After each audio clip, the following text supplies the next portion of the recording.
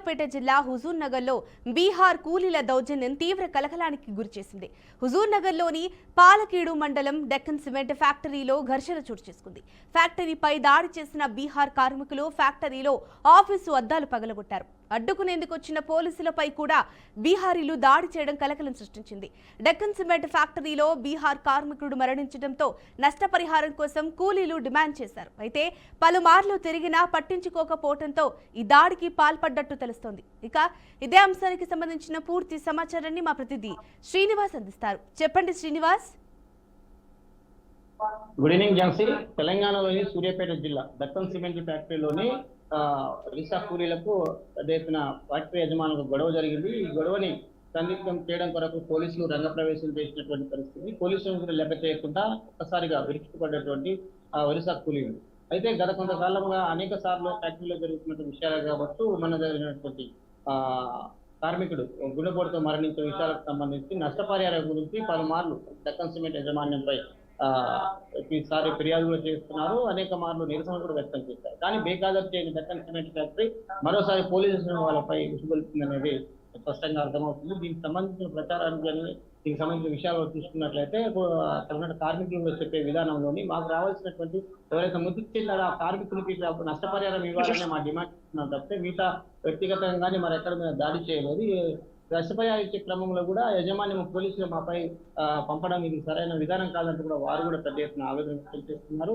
ఏదేమైనప్పటికీ కార్మికులు చనిపోయిన తర్వాత ఏదైనా కంపెనీలోని వాళ్ళ యజమాన్యం త్వరితగతిన వారికి నష్టపరిహారం కానీ వాళ్ళకి సంబంధించిన కుటుంబ సభ్యులకు కావాల్సినటువంటి దాన్ని ఇవ్వాల్సి ఉంటుంది. కానీ అలాంటివి ఇవ్వకుండా డెక్కన్ సిమెంట్ ఫ్యాక్టరీ యజమాన్యం చేసిన నిరసనగానే ఈ కార్మికులు కూడా పెద్ద ఎత్తున దాడి చేశారు. ఈ దాడిలో అనేక మంది పోలీసులు కూడా గాయపడేటువంటి పరిస్థితి. ఇలాంటి పరిస్థితులు ఉండడానికి ప్రధానంగా డెక్కన్ సిమెంట్ యజమాన్యమే మొండి వైఖరి ప్రధాన కారణం కార్మికులు చెప్పుకుంటూ వస్తున్నారు. కార్మికులు చనిపోయిన తర్వాత కంపెనీ చేయాల్సినటువంటి నష్టపరిహారం ఫండ్ ఇవ్వకపోవడం వలన ఇదంతా గొడవ కారణం అవుతున్నట్టు కూడా తెలుస్తుంది. ఇది నల్గొండ జిల్లాలోని హుజూర్ నగర్ నియోజకవర్గంలో జరిగినటువంటి సూర్యాపేట జిల్లా ఉమ్మడి జిల్లా వ్యాప్తంగా జరుగుతున్నటువంటి అనేక మార్లు కంపెనీల ఫ్యాక్టరీల దగ్గర యజమాన్యం మీద చేస్తున్న వైఖరి కానీ కంపెనీకి పనిచేస్తున్న కార్మికులకు ఇవ్వాల్సినటువంటి నష్టపరిహారం ఇవ్వకపోవడంతో వివిధ జిల్లాలోని ఉన్నటువంటి ఇలాంటి కంపెనీలలోని సాధారణ గొడవలకు అయితే తావు చూస్తుందని చెప్పారు. హుజూర్ నగర్ నియోజకవర్గంలో జరిగినటువంటి ఈ గొడవకు ప్రధానంగానే నష్టపరిహారం ఇవ్వకపోవడమే డెక్కన్ సిమెంట్ యజమాన్యం ముందు వేసే వల్ల ఈ గొడవంతా జరిగిందనేది అక్కడ స్థానికులు చెప్తున్నటువంటి పరిస్థితి. Right, thank you Srinivas. దసరాను పురస్కరించుకుని విజయవాడ సమీపంలో నిర్వహించి తలపెట్టిన విజయవాడ ఉత్సవపై విమర్శలు వెల్లువెత్తుతున్నాయి. గొడుగు వెంకటస్వామి భూముల్లో అమ్మవారి దసరా విజయవాడ ఉత్సవ పేరుతో ఈవెంట్ నిర్వహించేందుకు ఎంపీ కేశినేని చిన్ని సిద్ధమయ్యారు. ఇప్పుడు దీనిపైనే రచ్చరేగుతోంది. ఇది పక్కా స్కామ్ తరహాలో నిర్వహిస్తున్నారని వైసీపీ ఆరోపిస్తుంది. 100 కోట్లు దోచుకోవటానికి ఎంపీ కేశినేని నాని స్కెచ్ వేశారని వైసీపీ నేత పోతిన మహేష్ ఆరోపిస్తున్నారు. దసరా సమయంలో కనీసం 5 కోట్లు కూడా హుండీ కానుకల ద్వారా రావని, కానీ అదే అమ్మవారిని కేంద్రంగా చేసుకుని 100 కోట్లతో ఈవెంట్ నిర్వహించటం ఏంటని వైసీపీ నేతలు ప్రశ్నిస్తున్నారు. ఎవరితో లూలు చీపడి ఇదంతా చేస్తున్నారో చెప్పాలంటున్నారు. ఎంపీ కేశినేని చిన్ని తీరుపై పోతిన మహేష్ తీవ్ర విమర్శలు చేస్తున్నారు. ఇక ఇదే అంశానికి సంబంధించి పూర్తి సమాచారాన్ని మా ఏపీ బ్యూరో చీఫ్ ఈశ్వర్ అందిస్తారు. విజయవాడ దుర్గమ్మ ఉత్సవాలతో పాటు విజయవాడ ఉత్సవ పేరుతో స్థానిక ఎంపీ కేశినేని నాని చేస్తున్న కార్యక్రమాలు కూడా ఇప్పుడు వివాద సుడిగుండంలో పడటం ఇప్పుడు రాష్ట్ర వ్యాప్తంగా కూడా పెద్ద చర్చ జరుగుతుంది. ఎందుకంటే దుర్గమ్మ అమ్మవారికి సంబంధించి దసరా ఉత్సవాలంటే ఒక ప్రత్యేక గుర్తింపు ఉంటుంది. అటువంటి దసరా ఉత్సవాలకు సంబంధించి ఆ ఉత్సవాలకు సంబంధించి చేస్తున్నటువంటి కార్యక్రమాలు, దానికి అనుబంధంగా చేస్తున్నటువంటి ఏదైతే కార్యక్రమాలు ఉన్నాయో విజయవాడ ఉత్సవాల పేరుతో చేస్తున్నటువంటి కార్యక్రమాలన్నీ కూడా దాదాపు 100 కోట్ల మేర దోపిడీ చేయడానికి స్కెచ్ చేశారంటూ కూడా వైసీపీ నేత పోతిన మహేష్ బహిరంగంగానే విమర్శలు చేస్తున్నారు. సవాల్ కూడా విసురుతున్న పరిస్థితి కనిపిస్తుంది. మన దగ్గర ఉన్నటువంటి సమాచారం ప్రకారం ఏదైతే బెజవాడకు సంబంధించి విజయవాడ ఉత్సవ పేరుతో వీళ్ళు చేస్తున్నటువంటి కార్యక్రమాలు అమ్మవారి ఖ్యాతిని, అమ్మవారికి సంబంధించినటువంటి ప్రతిష్టను దిగజార్చే విధంగా, దాన్ని తక్కువ చేసే విధంగా ఉన్నాయి. దీని మీద పూర్తి స్థాయిలో మేము ఖండిస్తున్నామంటూ కూడా వైసీపీ ఓ పక్క చెబుతూ వస్తుంది. మరో పక్క వెంకటేశ్వర స్వామి దేవస్థానానికి సంబంధించినటువంటి భూములో నిబంధనలకు విరుద్ధంగా, దేవాదాయ ధర్మాదాయ శాఖ నిబంధనలకు విరుద్ధంగా ప్రైవేటు వ్యక్తులు వచ్చి లీజు తీసుకొని దాంట్లో ఎగ్జిబిషన్స్ పెడతాం. ఒక్కొక్క ఎగ్జిబిషన్కి సంబంధించి 700 స్టాల్స్ పెడుతున్నారు. ఒక్కొక్క స్టాల్ నుంచి 3 నుంచి 4 లక్షలు వసూలు చేస్తున్నారు. ఆ డబ్బులు మొత్తం కూడా ఇప్పుడు అమ్మవారి దేవస్థానానికి వెళ్తాయా, ప్రైవేట్ వ్యక్తులకి వెళ్తాయా అనేది వాళ్ళు బహిరంగంగానే ప్రశ్నిస్తున్న ప్రశ్న. దాంతోపాటుగా 100 ఏళ్లుగా దసరా ఉత్సవాలు జరుగుతూ ఉన్నాయి, కానీ ఎప్పుడు ఇలాంటి సంస్కృతి రాలేదని చెప్తున్నారు. ముఖ్యంగా కార్పొరేట్ కంపెనీలతో కుమ్మక్కైపోయి ఒక కమర్షియల్ వ్యాపారంగా ఇప్పుడు విజయవాడ ఉత్సవాలు చేస్తున్నారన్న విమర్శలు అయితే సర్వత్రా కూడా వినిపిస్తూ ఉన్నాయి. శ్రేయస్ మీడియా అనే సంస్థతోటి ఒప్పందాలు కుదుర్చుకొని నిబంధనలకు విరుద్ధంగా దేవాదాయ ధర్మాదాయ నిబంధనలకు తూట్లు పొడుస్తూ శ్రేయస్ మీడియా సంస్థతో కుమ్మక్కయ్యి హిందూ మనోభావాలు దెబ్బతినే విధంగా సినీ యాక్టర్స్తో కల్చరల్ ఈవెంట్స్ పెట్టడం, సినిమా ఇండస్ట్రీకి సంబంధించినటువంటి ఎవరైతే సంగీత దర్శకులు ఉంటారో మణిశర్మ కావచ్చు, కొంతమంది వ్యక్తులను తీసుకొచ్చి వాళ్ళతో కార్యక్రమాలు చేపట్టడం, ఇది తొలిసారిగా విజయవాడలో జరుగుతూ ఉన్న నేపథ్యంలో ఇదంతా కూడా అమ్మవారు అలాగే హిందూ భక్తుల మనోభావాలు దెబ్బతినే విధంగా కేశినేని చిన్ని స్థానికంగా ఉన్నటువంటి ఎంపీ చేస్తున్నాడన్న విమర్శలైతే సర్వత్రా వినిపిస్తూ ఉన్నాయి. దీని మీద వైఎస్ఆర్ కాంగ్రెస్ పార్టీకి సంబంధించినటువంటి కీలకమైన నేతలు బహిరంగంగానే పెద్ద ఎత్తున సవాళ్లు కూడా విసురుతున్న పరిస్థితి ఉన్న నేపథ్యంలో బెజవాడలో దసరా ఉత్సవాల్లో జరుగుతున్నటువంటి విజయవాడ ఉత్సవాలకు సంబంధించి రాష్ట్ర వ్యాప్తంగా కూడా ఇప్పుడు ఒక చర్చాంశంగా మారుతూ ఉన్నాయి. ఎందుకు ఈ విధంగా స్థానికంగా ఉన్నటువంటి ఎంపీ ఇటువంటి కార్యక్రమాలు చేయటం, ముందుగా స్థానికంగా ఉన్నటువంటి విజయవాడ పరిసర ప్రాంతాల్లో ఉన్నటువంటి ఎమ్మెల్యేలు ఎవరూ కూడా, కూటమి పార్టీకి చెందినటువంటి ఎమ్మెల్యేలు ఎవరూ కూడా ఈ కార్యక్రమానికి సపోర్ట్ చేయలేదు. ఆ ఎమ్మెల్యేలు అందరికీ కొంత ప్యాకేజీ ఇచ్చిన తర్వాత మళ్ళీ ఇప్పుడు ఎమ్మెల్యేలు అటెండ్ అవుతున్నారంటూ కూడా వైసీపీ నేత పోతిన మహేష్ ఘాటైన విమర్శలు చేసిన నేపథ్యంలో ఖచ్చితంగా ప్రజల్లో ఒక చర్చ అయితే జరుగుతుంది. బెజవాడ ఉత్సవాలు ఏదైతే దసరా ఉత్సవాలకు సంబంధించి విజయవాడలో దుర్గమ్మ దేవాలయానికి సంబంధించినటువంటి దసరా ఉత్సవాలకు ఎంతో ఘన చరిత్ర ఉంది. దానికి అనుబంధంగా చేస్తున్నటువంటి ఏదైతే విజయవాడ ఉత్సవం పేరుతో అది ప్రైవేటు కార్యక్రమం అయినప్పటికీ కూడా ప్రభుత్వానికి సంబంధించినటువంటి అధికారులు ఎందుకు అఫీషియల్గా పాల్గొంటున్నారు, ప్రభుత్వానికి సంబంధించిన అధికారులు దగ్గరుండి ఎందుకు చేస్తున్నారు అన్న విమర్శలు అయితే సర్వత్రా వినిపిస్తున్నాయి. వీటికి సంబంధించినటువంటి సమాచారం కూటమి పార్టీకి సంబంధించినటువంటి నేతలు చెప్పాల్సి ఉంటుంది, రాష్ట్ర ప్రభుత్వం చెప్పాల్సి ఉంటుంది. ఎందుకంటే ఒక ప్రైవేటు కార్యక్రమం ప్రైవేటు ఈవెంట్గా చేస్తున్నారు. అటువంటి ఈవెంట్కి ప్రభుత్వ అధికారులు అఫీషియల్గా ఎందుకు పనిచేస్తున్నారన్న విమర్శలు అయితే సర్వత్రా కూడా వినిపిస్తూ ఉన్నాయి. Thank you Eshwar. Serilingampally MLA Arekapudi గాంధీపై తెలంగాణ జాగృతి అధ్యక్షురాలు కల్వకుంట్ల కవిత సంచలన ఆరోపణలు చేశారు. ఆర్కెపుడి గాంధీ కబ్జా చేసిన 12 ఎకరాల సంగతేంటి అని ప్రశ్నించారు. గాజుల రామారంలో హైడ్రా కూల్చివేతల బాధితులను ఇవాళ కవిత పరామర్శించారు. ఈ సందర్భంగా మాట్లాడుతూ అరకపుడి గాంధీ కబ్జా చేసిన 12 ఎకరాలను తొలగించాలన్నారు. కూలీ చేసుకునే వాళ్ల ఇళ్లను కూల్చేస్తూ హీరోయిజం చూపిస్తున్నారా అని హైడ్రా తీరుపై ఆగ్రహం వ్యక్తం చేశారు. పెద్దోళ్లను వదిలి పేదలపై ప్రతాపమా, కోర్టు చెప్పినా సరే ఆదివారం ఇళ్లు కూల్చుతారా అంటూ హైడ్రాపై ఫైర్ అయ్యారు. పండగ పూట పేదల ఉసురును తీసుకోవడాన్ని ప్రభుత్వాన్ని హెచ్చరించారు. ఇక బాధితులకు డబుల్ బెడ్రూమ్ ఇండ్లు 50,000 తక్షణ సహాయం అందించాలని డిమాండ్ చేశారు. మళ్లీ హైడ్రా బుల్డోజర్ వస్తే నేనే అడ్డుగా నిల్చుంటారని హెచ్చరించారు. ఇక ఇదే అంశానికి సంబంధించి పూర్తి సమాచారాన్ని మా ప్రతినిధి రాజు అయితే అందిస్తారు. చెప్పండి రాజు. ఫాతిమా, హైదరాబాద్ లో హైడ్రా చేపడుతున్నటువంటి చర్యలకు సంబంధించి కవిత తనదైన శైలిలో ఘాటైన వ్యాఖ్యలు చేసినటువంటి పరిస్థితి మనం చూస్తున్నాం. హైడ్రా పనితీరును ఆమె తప్పుపట్టే ప్రయత్నం చేస్తున్నారు.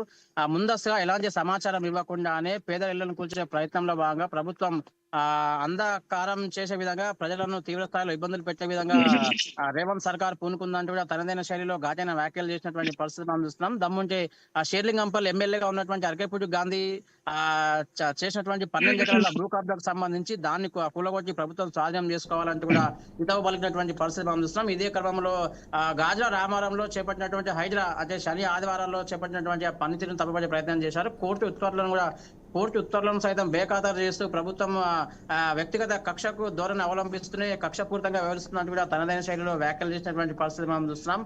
పూర్తి స్థాయిలో గత కొంతకాలంగా హైడ్రా అక్రమ కూల్చివేతలు కావచ్చు, బఫర్ జోన్లకు సంబంధించి కట్టడాలకు సంబంధించి కూల్చివేతలు ప్రారంభించింది రేవంత్ సర్కార్. ఈ క్రమంలో హైడ్రా పేరిట చేస్తున్నటువంటి పిచ్చి చేష్టలు ఇమ్మీడియట్ గా మానుకోవాలని కూడా ప్రభుత్వానికి అయితే ఒక హెచ్చరిక జారీ చేసింది. ఇక మీదట కనుక అంధకారంలో మగ్గిపోతున్నటువంటి ఎవరైతే పేద బతుకులను చిదిమేసే ప్రయత్నం చేస్తూనే వారి జీవితాల్లో చీకటిమయం చేసేటువంటి విషయంలో పూర్తిస్థాయిలో ప్రభుత్వం పూనుకుంది. క్రమంలో అవసరమైతే తన వంతు సహకారం అందించే విధంగా పేదల పక్షాన నిలుస్తూ హైడ్రా కూల్చివేత నిరసించే ప్రయత్నం చేస్తాం. అదేవిధంగా పెద్దలను వదిలి పేద బతుకులలో చీకటిలో కమ్మి ప్రయత్నం చేస్తుంది ప్రభుత్వం అంటూ కూడా తనదైన శైలిలో వ్యాఖ్యలు చేశారు. ఇక నెల్లూరు జిల్లా సంగం మండలం పెరమన దగ్గర 5 రోజుల క్రితం జరిగిన రోడ్డు ప్రమాదం ఘటనపై పలు విమర్శలు వెల్లువెత్తుతున్నాయి. యాక్సిడెంట్ జరిగి 5 రోజులవుతున్నా ఇప్పటి వరకు నిందితులెవరు అనేది గుర్తించకపోవడం గమనార్హం. ప్రమాదంలో 7 మంది చనిపోయినా ఘటనకు కారణమైన లారీ నడిపిందెవరు, ఓనర్ ఎవరు ఇంకా గుర్తించకపోవడంతో పోలీసులపై విమర్శలు వెల్లువెత్తుతున్నాయి. మరోవైపు ఈ ఘటనతో పార్టీల మధ్య వివాదం నెలకొంది.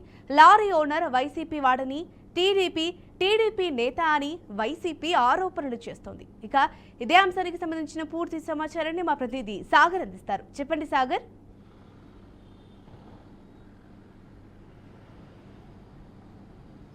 నెల్లూరు జిల్లాలో ఈ నెల 9వ తేదీన సంగం మండలం పెరమన వద్ద ఒక ఘోర రోడ్డు ప్రమాదం చోటు చేసుకుంది.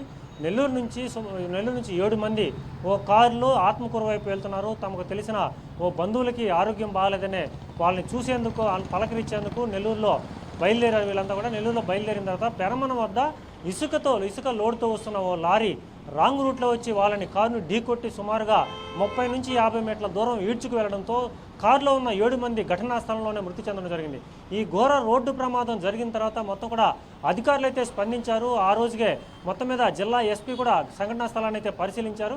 ఘటనా స్థలం పరిశీలించి సుమారుగా ఇప్పుడు గడిచి 7 రోజులు దాటి వస్తున్నా కూడా ఇప్పటికి కూడా స్పష్టంగా ఎవరినైతే నిందితులుగా ఉన్నారో వాళ్ళని అరెస్ట్ చేయడం, మీడియా ముందు ప్రవేశపెట్టడం, లేకుంటే కోర్టుకి సబ్మిట్ చేయడం లాంటివి చేయలేదు. దీంతో అధికారులపై తీవ్ర విమర్శలు వస్తున్నాయి. ఘటన జరిగిన రోజు రాత్రి సుమారు 8:30 జిల్లా ఎస్పీ ఘటనా స్థలాన్ని పరిశీలించిన క్రమంలో మీడియాతో కూడా చాలా స్పష్టంగా క్లియర్గా కొన్ని విషయాలు చెప్పారు. అంటే ర్యాష్ డ్రైవింగ్ అలాగే నెగ్లిజెన్సీ డ్రైవింగ్ కనిపిస్తుందని, దీనికి సంబంధించి అక్యూజ్డ్ ఇప్పటికే పోలీసుల అదుపులో ఉన్నాడని చెప్పి ఎస్పీ స్పష్టంగా తెలియజేశారు. సో 1-2 రోజుల్లోనే మొత్తానికి దీనికి సంబంధించిన ఒక ఎఫ్ఐఆర్ అయితే నమోదైంది. ఈ ఎఫ్ఐఆర్లో 3 పేర్లు చేర్చినట్టు తెలుస్తుంది. 3 పేర్లో కూడా ఒక తప్పుల తడకతో ఒక ఎఫ్ఐఆర్ అయితే నమోదని చెప్పి పెద్ద ఎత్తున విమర్శలు వచ్చాయి. అంటే కారు నేరుగా వెళ్ళి లారీని గుద్దిందని చెప్పి ఆ క్రమంలోనే ఎఫ్ఐఆర్ నమోదు చేశారు. దాన్ని కూడా 304 పార్ట్ 2 అని చెప్పి ఓ సెక్షన్ అయితే దాంట్లో జోడించడం జరిగింది. సో దీనికి సంబంధించి పెద్ద ఎత్తున విమర్శలు రావడంతో, అంటే లారీ కారును గుద్దింది కానీ కారు వెళ్ళి లారీని గుద్దలేదని చెప్పి అందరికీ తెలిసిన విషయం కాబట్టి దీనికి సంబంధించి మొత్తం మంత్రి దగ్గర కీలకంగా వ్యవహరిస్తున్న ఓ వ్యక్తికి సంబంధించిన లారీ రిజిస్ట్రేషన్ పేరు ఉంది. అంటే కాటంరెడ్డి రవీంద్రారెడ్డి అనే వ్యక్తి పేరు మీద లారీ ఉండడంతో ఏదైతే లారీ డ్రైవర్ని పేరు కూడా మార్చేశారని చెప్పి పెద్ద ఎత్తున విమర్శలు వచ్చాయి. సో లారీ నడిపిన సమయంలో లారీలో ఉన్న వ్యక్తి చుట్టుపక్కల చాలా సీసీ ఫుటేజీలు ఉన్నాయి. ఆ సీసీ ఫుటేజీలు తీస్తే చాలా స్పష్టంగా కూడా అర్థమవుతుంది నిందితుడు ఎవరనేది. కానీ అవన్నీ చేయకుండా పోలీసులు ఓ వ్యక్తిని దీంట్లో లారీ డ్రైవర్గా చేర్చడం, ఇదే క్రమంలో లారీ ఓనర్ ఎవరైతే కాటంరెడ్డి రవీందర్ రెడ్డి మరొక వ్యక్తిని ముగ్గురిని కూడా ఎఫ్ఐఆర్లో చేర్చడం జరిగింది. అనంతరం కూడా పెద్ద ఎత్తున విమర్శలు చెలరేయడంతో ఆ ఎఫ్ఐఆర్ను కూడా మళ్ళా మార్చి 2వ ఎఫ్ఐఆర్ కూడా రేజ్ చేయడం జరిగింది. సో ఇన్ని మతలబులు జరుగుతున్నా, ఈ వ్యవహారం జరిగి 7 రోజులు గడిచిపోతున్నా 7 మంది దళితులు చనిపోతే ప్రభుత్వం కేవలం 5 లక్షల రూపాయలు ఎక్స్గ్రేషియా ప్రకటించింది. కానీ ఇప్పటి వరకు ప్రజాప్రతినిధులు కానీ ఈ సంబంధించిన ఆత్మకూరు నియోజకవర్గానికి రామనారెడ్డి ప్రాతినిధ్యం వస్తున్నారు, మంత్రిగా కూడా పనిచేస్తున్నారు. నెల్లూరు జిల్లాకు సంబంధించిన మంత్రి నారాయణ కూడా ఇక్కడే ఉన్నారు. సో నెల్లూరు జిల్లాకు సంబంధించి 10 మంది కూటమి ఎమ్మెల్యేలు ఉన్నారు, 2 మంత్రులు ఉన్నారు. ఎవరు కూడా బాధితుల్ని పరామర్శించి వాళ్ళని నేరుగా కూడా వాళ్ళని మానసిక ధైర్యం చెప్పిన పరిస్థితి లేదు. కేవలం 5 లక్షల రూపాయల ఎక్స్గ్రేషియా ప్రకటించి చేతులు దులిపేసుకున్న పరిస్థితి. ఇప్పటి వరకు నిందితులను అరెస్ట్ చేసి ఎందుకు మీడియా ముందు కానీ లేదంటే రిమాండ్కి కానీ పంపించలేదు. పెద్ద ఎత్తున విమర్శలు చెలవుతున్నాయి. వీళ్ళంతా కూడా కేవలం అధికారానికి అలాగే ప్రభుత్వంలో కొందరు పెద్దలు కీలకంగా వారి మీద ఒత్తిడి తేవడం వల్లే నెల్లూరు జిల్లాలో ఈ కేసులను నీరు గారుస్తున్నారని, లేదంటే 7 రోజులు గడిచిపోతుంది, ఈ కేసుకు సంబంధించి చాలా స్పష్టమైన ఆధారాలు ఉన్నాయి కాబట్టి ఇన్ని ఆధారాలుండి ఇంత సమాచారం ఉండి కూడా ఎందుకని వాళ్ళని అరెస్ట్ చేసి మీడియా ముందు ప్రవేశపెట్టలేదని చెప్పి తీవ్ర ఎత్తున విమర్శలు వస్తున్న నేపథ్యంలో దీనికి అంతా కూడా అధికార పార్టీ వైపు అన్ని వేళ్లు అన్ని చేతులు చూపిస్తున్నారు అందరూ కూడా. ఎందుకంటే అధికార పార్టీ చెందిన వారు ఈ కేసును నీరుగార్చే ప్రయత్నం చేస్తున్నారు. కానీ అందరూ కూడా చనిపోయిన వారు అందరూ కూడా ఎస్సీ సమాజం చెందిన పేదవారు కావడం, కేవలం 5 లక్షల రూపాయలు ఇచ్చి చేతులు దులుపుకోవడం సరికాదని ఒక్కొక్క కుటుంబానికి కనీసం 30 లక్షల రూపాయలు ఇవ్వాలని చెప్పి ఇటు వైసీపీ సంబంధించిన మాజీ మంత్రి కాకాని గోవర్ధన్ రెడ్డి కావచ్చు, లేదంటే కాంగ్రెస్ నేత కిరణ్ కుమార్ రెడ్డి వీళ్ళంతా కూడా డిమాండ్ చేస్తున్నారు. సో వీళ్ళంతా కేవలం మీడియా ముఖం వచ్చి చెప్పగలరు కానీ చేయాల్సింది మొత్తం ప్రభుత్వం అధికారులు కాబట్టి ఇప్పుడు పెద్ద ఎత్తున పోలీసు మీద తీవ్ర ఒత్తిడి నెలకొంది. ఎందుకంటే నిజాల ప్రకారం పోలీసులు ఎఫ్ఐఆర్ చేసిన తర్వాత ఎందుకు నిందితులను అరెస్ట్ చూపించడం లేదు, రిమాండ్కి ఎందుకు పంపించలేదు? ఎస్పీ గారు స్వయంగా చెప్పారు, అక్యూజ్డ్ తమ ఆధీనంలో ఉన్నారు, ఆ రోజే చెప్పారు. సో ఆధీనంలో ఉన్న వ్యక్తిని ఎందుకు రిమాండ్కి పంపించలేదు పెద్ద తీవ్రమైన విమర్శలతో పాటు తీవ్ర ప్రశ్నలు రేకెత్తిస్తున్నాయి. మొత్తం మీద చూడాలి, 7 మంది ఘటనా స్థలంలోనే చనిపోయారు కాబట్టి దీనికి సంబంధించిన అధికార పార్టీ ఇసుక మాఫియా, ఇసుక అక్రమ దందాకి వీరంతా కూడా ప్రాణాలు కోల్పోయారని చెప్పి పెద్ద ఎత్తున విమర్శలు వస్తున్నాయి. చూడాలి మరి వీళ్ళంతా కుటుంబాలు ఏ విధంగా ప్రభుత్వం ఆదుకుంటుందో, లేదా 5 లక్షలతో చేతులు దుడుపుకుంటుందో, అసలు నేరస్తుల్ని మొత్తానికి వాళ్ళకి శిక్ష పడుతుందో లేదా ఇవన్నీ కూడా పెద్ద ఎపిసోడ్గా మారిపోయి చూడాలి వీటన్నిటి మీద పోలీసులు ఎటువంటి చర్యలు తీసుకుంటారో. Right, thank you Sagar. ఆర్థిక వ్యవస్థకు కొత్త ఊపిరిలూదుతూ పేద మధ్యతరగతి ప్రజలకు మేలు చేకూర్చేలా కేంద్ర ప్రభుత్వం తీసుకొచ్చిన జీఎస్టీ 2.0 సంస్కరణలు నేటి నుంచి అమల్లోకి వచ్చాయి. దేశంలో 2017 జీఎస్టీ అమలు చేశాక అతిపెద్ద ట్యాక్స్ సంస్కరణ ఇదే కావటం విశేషం. నవరాత్రుల తొలి రోజున అమల్లోకి రానున్న ఈ సంస్కరణలను ప్రధాని నరేంద్ర మోదీ జీఎస్టీ బచత్ ఉత్సవ్గా అభివర్ణించారు. జీఎస్టీ తగ్గింపుతో సామాన్య మధ్యతరగతి వర్గాలు, రైతులకు, వ్యాపారులకు, చిన్న తరహా వ్యాపారులకు సంతోషం వ్యక్తం చేస్తున్నారు. జీఎస్టీ 2.0 సంస్కరణల్లో భాగంగా గతంలో ఉన్న 5% నుండి 12%, 18%, 28% అనే 4 ట్యాక్స్ స్లాబ్లను 5% నుంచి 18%గా 2 ప్రధాన స్లాబ్లకు కుదించారు. ఇక ఇదే అంశానికి సంబంధించి పూర్తి సమాచారాన్ని మా ప్రతినిధి నందకుమార్ అందిస్తారు. ఏదైతే కేంద్ర ప్రభుత్వం తీసుకువచ్చిన ఏదైతే జీఎస్టీ 2.0లోనైతే ఈ రోజు నుండి అమల్లోకి వచ్చాయనే చెప్పాలి. ముఖ్యంగా చూసుకుంటే నవరాత్రుల్లో తొలి రోజైన ఈ రోజు నుండి ఈ యొక్క జీఎస్టీ 2.0 అమల్లోకి వచ్చింది. ముఖ్యంగా ఈ యొక్క జీఎస్టీ 2.0 అమల్లోకి వచ్చిన నేపథ్యంలో ముఖ్యంగా పేద మధ్యతరగతి కుటుంబాలు అయితే హర్షం వ్యక్తం చేస్తున్నాయి. దాదాపు ఇప్పటి వరకు జీఎస్టీ 2010 నుండి ఈ సంస్కరణలు తీసుకొచ్చినప్పుడు 4 స్లాబ్ రేట్లుగా దీన్ని తీసుకొని వచ్చారు. కానీ కేంద్ర ఆర్థిక శాఖ మంత్రిగా ఉన్న తెలుగుంటి ఆడబిడ్డ నిర్మలా సీతారామన్ 2 స్లాబుల్లోకి దీన్ని కుదించడం ఇటు భారతదేశ ప్రజలందరూ కూడా హర్షధ్వానాలు వ్యక్తం చేస్తున్నారు. ముఖ్యంగా 5%, 18% జీఎస్టీగా తీసుకొని రావడంలో కూడా చాలా వరకు ప్రజల నుంచి మంచి ఆదరణ కూడా లభిస్తుందనే చెప్పాలి. ముఖ్యంగా ఎటువంటి వాటిపైన స్లాబ్ రేట్ తగ్గించారు, ఎటువంటి వాటి మీద అసలు 0% తీసుకొచ్చారని మనకున్న సమాచారం మేరకు పూర్తిగా చూడొచ్చు. ఏదైతే డయాబెటిక్ సంబంధించి ఇటువంటి పరికరాలు ఏవైతే ఉన్నాయో వాటి మీద అయితే డైరెక్ట్గా 0% తీసుకొచ్చారో, అలాగే ఇన్సూరెన్స్ ఏదైతే ఉంటుందో దాని మీద ఇప్పటి వరకు 18% జీఎస్టీగా ఉన్నది, దాన్ని కూడా ఇప్పుడు 0%కి అయితే తీసుకుని వచ్చారు. అలాగే కార్ల విషయంలో కూడా దాదాపు 40% ఉన్నది కూడా ఇప్పుడు 18%కి తీసుకుని వచ్చే విధంగా కూడా చేయడంతో ఎవరైతే ఈ యొక్క ప్రధానమంత్రిగా ఉన్న నరేంద్ర మోడీ దీన్ని జీఎస్టీ బచత్ ఉత్సవ్గా దీన్ని నామకరణం కూడా చేశారు. ఎందుకంటే దేశ ప్రజలందరూ కూడా ఇటువంటి సంస్కరణలు తీసుకురావడం, ముఖ్యంగా ప్రజల యొక్క ఆర్థిక పరిపుష్టత పెంచే దిశగా ప్రయత్నం చేస్తున్న ఇటువంటి కార్యక్రమాల నేపథ్యంలో ప్రజల నుంచి చాలా మంచి స్పందన కూడా వస్తుంది. అలాగే చూసుకుంటే నిత్యావసర వస్తువులు ఏదైతే ఇటు నూనె, పప్పులు ఇటువంటి వాటిపైన అయితే దాదాపు 18% జీఎస్టీగా ఉండేది, దాన్ని కేంద్రం ఇప్పుడు 5% జీఎస్టీగా తీసుకొచ్చిందంటే ఈ యొక్క గ్రాసరీస్, మినిమం ఈ యొక్క వెజిటబుల్స్ వీటన్నిటిపైన కూడా చాలా వరకు రేట్లు తగ్గే అవకాశం ఉన్నది. అది కూడా ఈ రోజు నుంచి అమలు చేయడం, నవరాత్రుల్లో తొలి రోజుగా ఉన్న ఈ రోజు నుంచి ఇటువంటి జీఎస్టీ 2.0 అమలు చేస్తున్న నేపథ్యంలో ప్రజలందరూ కూడా అటు నవరాత్రుల ఉత్సవాలకు ఎలా మొదలయ్యాయో అలాగే జీఎస్టీకి సంబంధించి ఈ ఉత్సవం కూడా చాలా ఆనందంగా గడుపుతున్నారని చెప్పాలి. అలాగే ఈ యొక్క ప్రజల యొక్క ఆరోగ్యం పట్ల కేంద్రం తీసుకున్న ఇటువంటి నిర్ణయాల పట్ల ముఖ్యంగా ఇన్సూరెన్స్కి సంబంధించి గతంలోనైతే 18%గా ట్యాక్స్ అయితే ఉండేది జిఎస్టీకి సంబంధించి, దాన్ని డైరెక్ట్గా జీరో చేశారు. అలాగే మెడిసిన్స్ పైన కూడా చాలా వరకు దీన్ని తగ్గించారు. కొన్ని లగ్జరీ కార్స్ అలాగే పొగాకు ఉత్పత్తులైన పాన్ మసాలా, సిగరెట్ అలాంటి వాటిపైన అయితే మటుకు 40% జిఎస్టీ పెంచారు. అంటే ఏదైతే ఈ యొక్క ప్రజలకి హానికరంగా ఉన్న లగ్జరీ ప్రోడక్ట్ కానీ ఇటువంటి పాన్ బండారు వాటిపైన అయితే 40% వరకు పెంచారు. కానీ అలాగే ఎలక్ట్రానిక్స్ సంబంధించి మొబైల్స్, ఏసీస్ అలాగే వీటన్నిటి మీద కూడా జిఎస్టీని 18%కి తీసుకొని రావడం, ప్రతి ఒక్క మధ్యతరగతి పేద తరగతి కుటుంబాల్లో కూడా ఏసీ ఉండాలి, టీవీ ఫ్యాన్ ఉండాలి అని మన తెలుగుంటి ఆడబిడ్డ నిర్మలా సీతారామన్ తీసుకొచ్చిన సంస్కరణల దిశగా యావత్ భారతదేశం అంతా కూడా ఈ యొక్క సంస్కరణలు 18%, 5%, ఎందుకంటే గతంలో ఉన్న 4 స్లాబ్లను కూడా 2 స్లాబులకి కుదించి ఒకటి 5% ఇంకొకటి 18%గా చేసిన నేపథ్యంలో ఇటు రాష్ట్ర ప్రజలే కాకుండా ఇటు భారతదేశ ప్రజలందరూ కూడా ఇటువంటి సంస్కరణలు తీసుకొచ్చి ఆర్థిక పరిపుష్టి పెరిగే విధంగా తీసుకొస్తున్న ఇటువంటి సంస్కరణల పట్ల చాలా ఆనందం వ్యక్తం చేస్తున్నారు.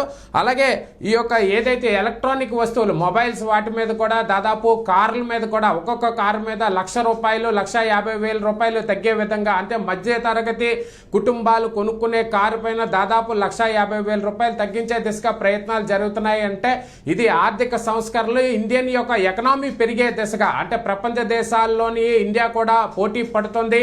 ఏ విషయమైనా ఇండియాలోని ఈ యొక్క మ్యానుఫ్యాక్చర్ అవుతున్న ఉత్పత్తుల పట్ల ఇటువంటి 5%, 18% జిఎస్టీల మీద తీసుకొని రావడం పట్ల ప్రజలందరూ కూడా చాలా ఆనందదాయకంగా ఉన్నారు. స్వీయ, థ్యాంక్ యూ నందకుమార్. రాష్ట్ర వ్యాప్తంగా బతుకమ్మ సంబరాలు ఆదివారం ఘనంగా ప్రారంభమయ్యాయి. పల్లె పట్నం అనే తేడా లేకుండా అన్ని ప్రాంతాల్లో మహిళలు ఎంగిలిపూల బతుకమ్మ వేడుకల్లో ఉత్సాహంగా పాల్గొన్నారు.